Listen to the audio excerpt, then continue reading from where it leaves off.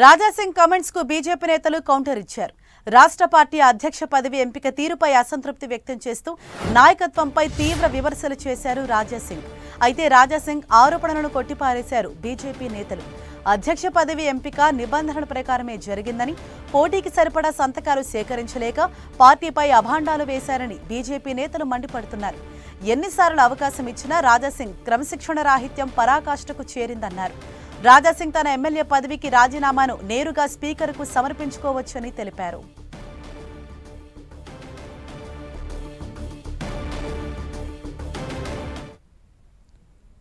మిగతా వాళ్లకు నామినేషన్ వేసేటటువంటి అవకాశం ఇవ్వలేదని, అలాంటి ప్రక్రియ ఏదో జరిగిందని బయట టీవీలలో వార్తలు వస్తున్నట్టు చూస్తున్నాం.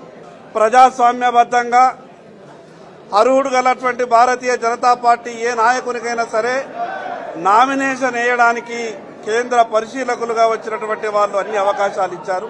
ఎక్కడ కూడా ఎటువంటి తప్పులు లేకుండా నియమావళికి అనుగుణంగానే ఎన్నిక ప్రక్రియ జరుగుతున్నది.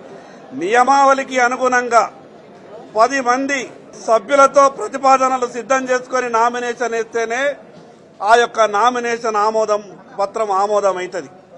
కాబట్టి నియమావళికి అనుగుణంగానే ఎన్నిక ప్రక్రియ జరుగుతున్నదని ఈ సందర్భంగా తెలియజేస్తున్నారు. వారికి 10 మంది సభ్యులు సంతకం చేయడానికి 10 మంది సభ్యులు లేకపోవడంతో వారు ఉల్టా పార్టీని బదనాం చేసుకుంటా, అబద్దాలు చెప్పుకుంటా, పార్టీ వారికి నామినేషన్ వేసేటటువంటి అవకాశం లేదని చెప్పి అభాండాలు వేయడం జరుగుతోంది. రాజా సింగ్ గారికి రాజీనామా చేయాలి వారి ఎమ్మెల్యే పదవికి అని ఉంటే వారు డైరెక్ట్ గా వారి రాజీనామా పత్రాన్ని స్పీకర్ కి సమర్పించుకోవచ్చు.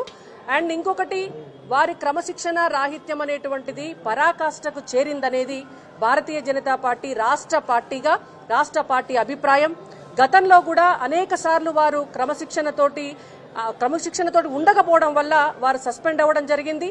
అయినా పార్టీ మళ్లీ వారికి అనేక అవకాశాలు ఇవ్వటం జరిగింది. కానీ ఈసారి వారే స్వయంగా రాజీనామా చేసి వెళ్లారు.